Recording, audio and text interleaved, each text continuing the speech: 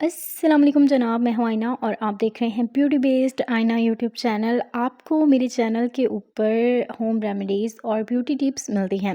लेकिन आज से हम 2025 का लेटेस्ट मेकअप कोर्स भी स्टार्ट करवाने वाले हैं और आज उस कोर्स की फ़र्स्ट क्लास है। जी हाँ, वैसे तो यूट्यूब के ऊपर बहुत सारी मेकअप क्लासेस पहले से मौजूद हैं, लेकिन जैसे जैसे वक्त आगे जा रहा है वैसे वैसे न्यू चीज़ें आ रही हैं और साथ ही साथ न्यू टेक्निक्स भी आ गई हैं। जिसका मतलब है कि अगर आप आज के ज़माने में ब्यूटिशियन बनना चाहते हैं या फिर मेकअप सीखना चाहते हैं तो आपको वो टेक्निक ज़रूर आना चाहिए। तो अगर आप भी 2025 के लेटेस्ट मेकअप आर्टिस्ट बनना चाहते हैं तो आपको हमारे इस क्लासेस को ज़रूर ज्वाइन करना चाहिए। वो लड़कियां जो कि ब्यूटिशियन बनना चाहती हैं तो उनके लिए एक बहुत अच्छा मौका है कि आप हमारी फ्री क्लासेस को ज्वाइन कर सकते हैं।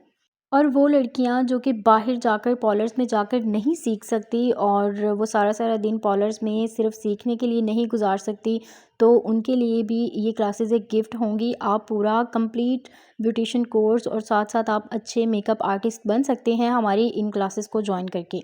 अगर आप भी ज्वाइन करना चाहते हैं तो आप सबसे पहले तो इस चैनल को सब्सक्राइब कर लीजिए और साथ लगे बेल आइकॉन को ऑल पे सेलेक्ट कर दीजिए ताकि हमारी आने वाली नेक्स्ट क्लासेस भी आप तक सबसे पहले पहुंचती रहें। और अगर ये क्लास आपको पसंद आई तो लास्ट में इस वीडियो को लाइक करते हुए जाइएगा। आज है इस कोर्स की फ़र्स्ट क्लास, तो चलिए स्टार्ट करते हैं। आज हम सीखेंगे ए टू जी आईब्रोज़ के बारे में। इस वीडियो को हम पॉइंट्स में डिवाइड करेंगे। पॉइंट नंबर 1 ये है कि आईब्रोज़ क्यों ज़रूरी हैं। ये बात अपने जहन में बिठा लें कि आईब्रोज़ हमारे मेकअप का फ्रेम होता है।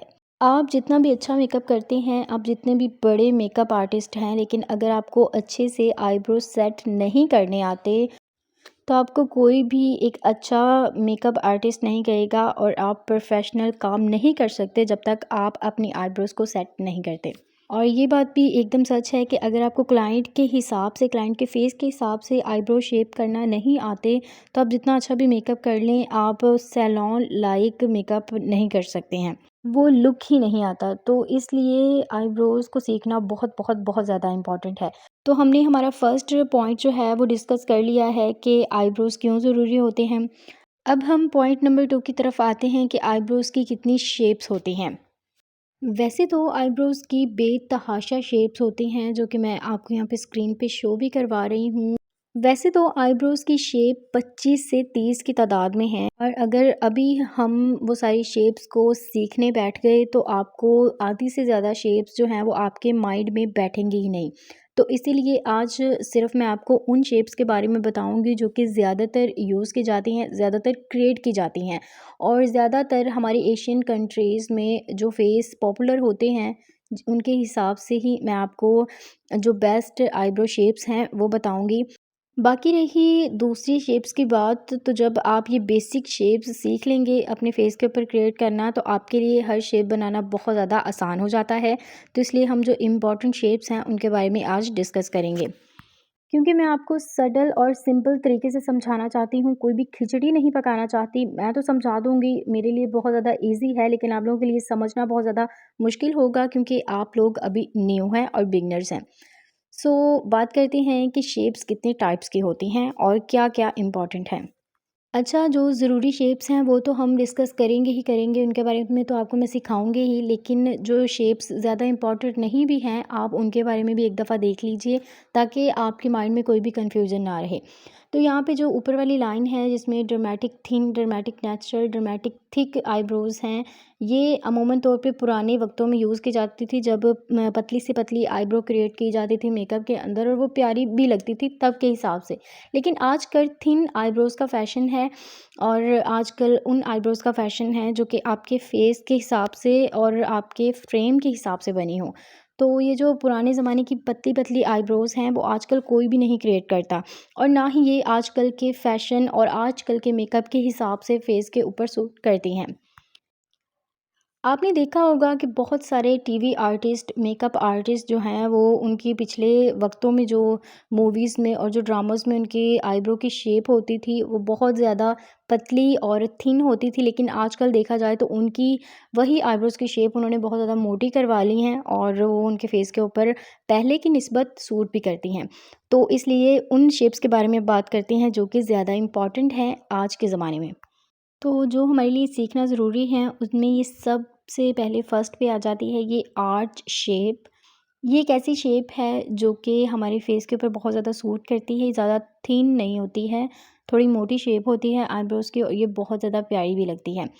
इसमें आप फ़र्क ऐसे कर सकते हैं कि इसका जो दरमियान का हिस्सा है आप देख रहे होंगे जहाँ पे एरो जा रहा है वो हिस्सा ऊपर को उठा हुआ है और इसका जो नोज़ एरिया का हिस्सा है यानी कि जो स्टार्टिंग आईब्रो है वो थोड़ा-सा डाउन है और इसका जो एंड वाला पार्ट है आईब्रो का वो भी थोड़ा-सा अप है और जो दरमियान वाला पार्ट है उसको ही आर्च कहते हैं और वो भी थोड़ा-सा अप है। तो इस तरीके के आईब्रोज़ को आर्च आईब्रो कहा जाता है। ये है हमारी दूसरी आईब्रो शेप जो कि सीखना बहुत ज़्यादा ज़रूरी है। ये एक राउंड शेप है, इसको राउंडेड कहा जाता है और ये हमारे फेस के ऊपर क्रिएट करना भी इसको ईज़ी होता है। लेकिन जो आर्च वाली शेप है उसको क्रिएट करना थोड़ा-सा डिफ़िकल्ट होता है, लेकिन इस शेप को क्रिएट करना बहुत ज़्यादा ईज़ी होता है। इस शेप में आप देख सकते हैं कि ये राउंड बनी हुई है तो इसमें आपको ज़्यादा दिमाग लगाने की ज़रूरत नहीं है कि आर्च कहाँ पे है और कहाँ पे नहीं, क्योंकि ये राउंड है, गोल है, आपको नज़र आ रही है। अब बात करते हैं हमारी नेक्स्ट शेप के बारे में जो कि मोस्ट इम्पॉर्टेंट है। अच्छा जी, ये जो शेप है इसको एस शेप कहा जाता है, जिसका जो फर्स्ट आईब्रो का पार्ट है वो थोड़ा-सा डाउन है, एंड का जो पार्ट है वो थोड़ा-सा अप है और मिडल में इसके अंदर तकरीबन 1 से 2 बल आ रहे हैं। जी हाँ, ये स्ट्रेट आर्च नहीं है, ये टेढ़ा एंगल आर्च है और एंगल आर्च को एस शेप कहा जाता है। आपको इसकी समझ आ रही होगी, आप ध्यान से इसको अपने दिमाग में बिठा लीजिए कि एस शेप किस तरीके से बनी होती है और ये वाज़िया एक एस की शेप भी दे रहे होते हैं। तो इस तरीके की शेप को एस शेप कहा जाता है और ये अमूमन नेचुरल ही लोगों की होती हैं, लेकिन हमें सिर्फ़ उसको एनहांस करना होता है और ज़्यादा हमें अपनी तरफ से एस शेप नहीं बनाना होता। अपनी तरफ से हम आर्च और एंगल इस तरह की शेप्स को क्रिएट करते हैं, लेकिन एस शेप अगर किसी की नेचुरल है तो हम उसी को एनहांस करते हैं। अच्छा जी, ये है स्ट्रेट शेप। ये स्ट्रेट शेप है आईब्रो की। आप देख रहे हैं कि सिर्फ़ इसका जो आउटर कॉर्नर है वो ही डाउन है, बाकी ये सारा का सारा जो आईब्रो है वो सीधा बना हुआ है, ठीक है? और यहाँ पे एक बात मैं आपको समझाती चलूँ कि अगर किसी भी क्लाइंट की आईब्रो एकदम स्ट्रेट है, तो आप उसको आर्च शेप नहीं दे सकते हैं। अगर आपको उसको आर्च शेप देने की कोशिश करेंगे, तो वो और ज़्यादा थिक हो जाएँगे।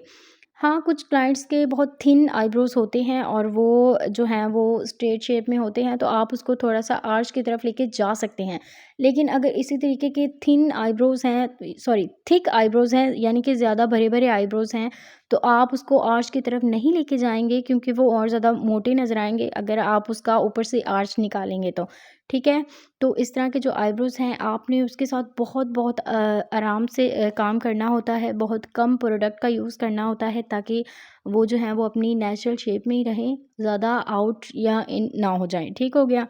अच्छा, ये जो शेप है ये अपवर्ड शेप है, इसमें थोड़ा-सा एंगल मौजूद होता है और बाकी के जो ज़्यादा स्ट्रेट ही लग रहे होते हैं, लेकिन इसमें थोड़ा-सा आर्च का एंगल मौजूद होता है और ये जो आउटर आईब्रो होता है ये भी थोड़े-से अप होते हैं और बाकी ये थोड़ा-सा आर्च की तरफ आपको लेके जा रहे होते हैं, लेकिन इनको अपवर्ड कहा जाता है क्योंकि इसमें ज़्यादा आर्च मौजूद नहीं होता है। तो इन आईब्रोज़ को अपवर्ड कहा जाता है। अच्छा, अब मैं आपको इन सारे शेप्स में वाज़िया डिफ़रेंट दिखाने के लिए आपको 3-3 शेप्स को इंट्रोड्यूस करवा रही हूँ, जो कि आप देख रहे हैं स्क्रीन के ऊपर। तो ये जो फर्स्ट वाली है ये है स्ट्रेट शेप, सेकंड है अपवर्ड और सॉफ्ट आर्च है एंड पे। तो अब आपको वाज़िया इनमें डिफ़रेंस नज़र आ रहे होंगे। अब मैं आपको बाकी की और आईब्रोज़ की शेप समझाती हूँ कुछ इसी तरीके से। जैसे कि हमारे पास ये शेप्स हैं जिसमें मीडियम आर्च है, हाई आर्च है और एस शेप है। आपको अब समझ आ रहा है कि क्या-क्या डिफरेंट इसमें होते हैं। उसी तरह ये हमारे पास राउंड है और ये राउंड आर्च है, ठीक है? राउंड को आप देख लें और राउंड आर्च को देख लें कि इनमें क्या डिफरेंस है। सिस्टर्स, आपको इन सारे जो शेप्स का मैं आपको बता रही हूँ, इनको याद करना बहुत ज़्यादा ज़रूरी है, ताकि आपको पता हो कि अगर आप अपने क्लाइंट के ऊपर कोई मेकअप कर रहे हैं, उसके साथ आप आईब्रोज़ को सेट कर रहे हैं, तो आप उनको बता सकें, या फिर आपको ख़ुद को पता हो कि आपने किस शेप की आईब्रोज़ दी हुई हैं, और आपको ये भी पता हो कि कौन सी आईब्रोज़ इन पे सूट करेंगी। तो इसलिए इनको ज़रूर याद रखना है आपने। पॉइंट नंबर 2 हमने डिस्कस कर लिया है। अब बात करते हैं पॉइंट नंबर 3 के बारे में, जो कि है कि कौन से फेस के ऊपर कौन सी आईब्रो शेप अच्छी लगती है। आप कैसे पता करें कि आपके क्लाइंट का जो फेस है, उसके हिसाब से कौन सी आईब्रो इसके ऊपर सूट करेगी, थिन करेगी, थिक करेगी, आर्च करेगी, राउंड करेगी, कौन सी शेप इसके ऊपर सूट करेगी। तो वो भी मैं आपको समझा देती हूँ, आपने गौर से देखना है। ठीक हो गया? तो जो पहली शेप आप देख रहे हैं फेस की, वो है ओवल। ओवल फेस अमूमन तौर पे बहुत सारे लोगों का होता है, तो इसके ऊपर किस तरीके की आईब्रो सूट करती हैं। आप सबसे पहले तो इस चीज़ को अपने ज़हन में बिठा लें कि ओवल फेस आखिर नज़र किस तरीके का आता है। ठीक हो गया? अब बात करते हैं कि कौन सी इसके ऊपर आईब्रो सेट होती हैं। तो वो होती हैं soft angle and shallow arch are the best for oval faces. जो आर्च शेप्स होती हैं, जिस तरीके की आपको ये एक सॉफ्ट आर्च है, ठीक है, इसमें ज़्यादा आर्च नहीं है। अगर आप इसमें ज़्यादा आर्च देने की कोशिश करेंगे तो वो फेस बहुत ज़्यादा अजीब लगेगा। तो आपने ख्याल करना है कि अगर आपके पास ओवल फेस का क्लाइंट है, तो आप उसको सॉफ्ट आर्च दें। आपने ज़्यादा स्ट्रेट भी नहीं देना, सॉफ्ट आर्च दे दें। और अगर कुछ और एक्स्ट्रा करना हो, तो जो उसका आईब्रोज़ का कॉर्नर है, आउटर कॉर्नर, उसको थोड़ा-सा और डाउन कर दें, दैट्स इट। ये जो फेस शेप आप देख रहे हैं, ये राउंड है। आप ज़्यादातर जो लोग चबी होते हैं, जिनका फेस ज़्यादा गोल होता है, उन फेसेस के लिए आप लिफ्टेड एंगल आर्च वाली आईब्रोज़ जो हैं वो दे सकते हैं। ठीक है? उनके लिए ज़रूरी है कि अगर थोड़ी-सी लंबी आईब्रोज़ हैं, थोड़ा-सा उसमें आर्च है, तो वो बहुत ज़्यादा प्यारी लगती हैं। और आर्च भी अगर ज़्यादा ऊपर उठा हुआ है, तो वो भी बहुत ज़्यादा अच्छा लगता है। तो आप जो राउंड फेस के लोग हैं, उनको आर्च वाले, हाई आर्च वाले आईब्रोज़ भी दे सकते हैं। ये है लॉन्ग फेस। और लॉन्ग फेस के ऊपर अगर आप आईब्रोज़ को सेट करते हैं, तो आप कोशिश करें कि आप उनको लॉन्ग यानी कि फ्लैट रखें। ठीक है? उनमें ज़्यादा आर्च का इस्तेमाल ना करें, ज़्यादा उसकी एस शेप ना बनाएं, ज़्यादा उसको जो है वो एंगल ना दें। ठीक है? उनको थोड़ा-थोड़ा स्ट्रेट रखें, थोड़ा फ्लैट रखें, तो वो ज़्यादा प्यारे लगते हैं। ये एक स्क्वायर फेस है और इसके ऊपर थिक आईब्रोज़ अच्छे लगते हैं, यानी कि थोड़े मोटे-मोटे भरे-भरे आईब्रोज़ अच्छे लगते हैं। और इसके साथ अगर उसमें थोड़ा-सा आर्च भी दे दिया जाए, तो ये भी बहुत ज़्यादा बेस्ट है। ये हमारे पास हार्ट फेस शेप है, और इसके ऊपर बेस्ट है कि आप हाई आर्च दें, यानी कि आप ज़्यादा आर्च और ज़्यादा एंगल इसके अंदर ऐड करें, तो ये आईब्रोज़ बहुत अच्छे लगते हैं। इन आईब्रोज़ को भी आपने थिक रखना होता है। कोशिश करें कि आईब्रो पतले ज़्यादा ना बनाएं। जिसके भी आईब्रो आप क्रिएट करें, थोड़े से थिन रखें, इतने भी ज़्यादा नहीं कर देने कि वो ओवर ही लगे। ठीक है? तो इस तरीके के हार्ट शेप के फेसेस के ऊपर आर्च आप ज़रूर बनाएं, बहुत अच्छा लगता है। ये एक डायमंड फेस है, और इस फेस के ऊपर अगर आप राउंड शेप की आईब्रोज बनाते हैं, तो बहुत अच्छे लगते हैं। लेकिन नेचुरल अगर आपके क्लाइंट के फेस के ऊपर आर्च है, और वो थोड़ा से ऊपर को एंगल में है, तो आप थोड़ा सा एंगल देके उसको कोशिश करें कि उसको राउंड ही रखें। लेकिन थोड़ा सा अगर एंगल आ जाए, तो वो भी कोई मसला नहीं, लेकिन ज़्यादा आपको उसका एंगल क्रिएट नहीं करना है। ठीक हो गया? उम्मीद करती हूँ सिस्टर्स कि आपको सारा कुछ समझ आ गया होगा कि किस तरीके की आईब्रोज़, किस तरीके की शेप फेस के ऊपर अच्छी लगती हैं। अब बात करते हैं पॉइंट नंबर 4 के ऊपर। पॉइंट नंबर 4 ये है कि आईब्रो सेट करने के लिए कौन से कलर्स और कौन से ब्रशेज़ यूज़ होते हैं। तो आईब्रोज़ को शेप देने के लिए अमूमन तौर पे जिन कलर्स का यूज़ होता है, वो है डार्क ब्राउन और मैरून कलर, इस तरह के जो कलर्स होते हैं। और लाइट सा एक ब्लैक कलर है, जो आपको यहाँ पे स्क्रीन पे शो भी हो रहे हैं। आपने इस तरीके के कलर्स को पिक करना है। ब्लैक कलर आईब्रोज़ पे सेट करने के लिए जो लोग पिक करते हैं, वो बहुत बड़ी गलती करते हैं। ब्लैक कलर कभी भी आईब्रोज़ के ऊपर अच्छे से सेट नहीं होता, और सेट अगर हो भी जाए, तो वो बहुत ज़्यादा ओवर लगता है। क्योंकि आईब्रोज़ के हेयर पहले से ब्लैक होते हैं, तो अगर आप उसके ऊपर लाइट ब्राउन कलर से भी उसको सेट करेंगे, तो वो बहुत बहुत बहुत ज़्यादा नेचुरल फ़ील होते हैं। ब्लैक कलर कभी भी मेरे हिसाब से और आजकल के दौर के हिसाब से तो उठाना चाहिए ही नहीं है आईब्रोज़ के लिए। बात करते हैं किस तरीके के कलर्स होते हैं, तो वो भी आपको जो है वो स्क्रीन पे शो हो रहे होंगे। जेल कलर्स भी होते हैं आईब्रोज़ को सेट करने के लिए, और पाउडर कलर्स भी होते हैं। जेल भी सही होते हैं, पाउडर्स भी सही होते हैं, लेकिन अगर आप प्रोफेशनल हैं तो आप जेल कलर्स को भी कंट्रोल कर सकते हैं। लेकिन अगर आप प्रोफेशनल नहीं हैं, आप बिगनर हैं, या फिर आप वैसे ही आपको पाउडर कलर्स पसंद हैं, तो वो तो फिर भी बेस्ट हैं। लेकिन अगर आप जेल को यूज़ करना चाहते हैं, जेल कलर्स को, तो वो थोड़े से डिफ़िकल्ट होते हैं उनको संभालना, क्योंकि वो बहुत कम मिकदार में यूज़ होते हैं। ठीक हो गया। अब आती है आईब्रोज़ को सेट करने के लिए कौन से ब्रशेज़ यूज़ होते हैं, इसके बारे तो ये भी मैं आपको बता देती हूँ। आईब्रोज़ को सेट करने के लिए अलग से ब्रशेज़ बने होते हैं, जैसे कि ये आईब्रो ब्रश है, इसके साथ आपको मस्कारा ब्रश चाहिए होता है, इसके साथ आपको जो है वो स्पूली चाहिए होती है। तो इस तरीके के ब्रशेज़ होते हैं जिनको आपने यूज़ करना होता है। तो उम्मीद करती हूँ कि आईब्रोज़ के रिलेट जितने भी आपके क्वेश्चंस हैं और जितना भी मुझे ज़रूरी लगा, मैंने अब वो आपको सारा कुछ सिखा दिया है और आपके वो ज़हन में भी अच्छे से बैठ गया होगा। लेकिन अगर आपके माइंड में कोई ऐसी चीज़ है जो कि मैं इस वीडियो के अंदर यानी कि इस क्लास के अंदर नहीं ऐड कर सकी हूँ, तो आपने मुझे कमेंट में बतानी है, ताकि मैं नेक्स्ट क्लास के अंदर उसको भी ऐड करूँ, और जो भी आपके प्यारे से कमेंट होंगे मैं वो भी शो करवाऊँगी। तो जो नेक्स्ट क्लास हम बनाने वाले हैं, उसमें आज हमने जो सीखा है वो हम प्रैक्टिकल करेंगे। आप भी करिएगा मेरे साथ, मैं भी आपको करके दिखाऊंगी, और साथ ही मैं आपको ब्रशेज़ और जेल जो कलर्स होते हैं, जो कि पाउडर कलर्स होते हैं, वो सारे मैं आपको शो करवाऊंगी, और आपको बताऊंगी कि आपने किस तरीके से अपने हैंड्स के अंदर ब्रश को पकड़ना है, किस तरीके से यूज़ करना है, किस तरीके से आपने शेप्स को क्रिएट करना है। मैं लाइव आपको वो क्रिएट करके भी दिखाऊंगी। ठीक हो गया। तो नेक्स्ट वीडियो में हम प्रैक्टिकल करेंगे। आज हमने सारी थ्योरी जो है वो सीख ली है, आईब्रोज़ की ए टू ज़ी मैंने आपको सब कुछ मेरे हिसाब से सिखा दिया है, और आपके भी जहन में बैठ गया होगा। फिर नेक्स्ट क्लास भी आपने ज़रूर ज़रूर ज़रूर ज्वाइन करनी है, ताकि आपको आईब्रोज़ की थ्योरी बहुत बहुत अच्छे से समझ आ जाए। तो मुझे उम्मीद है कि ये वीडियो आपको अच्छी लगी होगी, मेरी मेहनत आपको अच्छी लगी होगी। तो इस वीडियो को लाइक कीजिएगा। हमारी नेक्स्ट वीडियोज़ को देखने के लिए, हमारी इस जर्नी को ज्वाइन करने के लिए चैनल को सब्सक्राइब कर दीजिएगा, साथ लगे बेल आइकॉन को प्रेस कर दीजिएगा।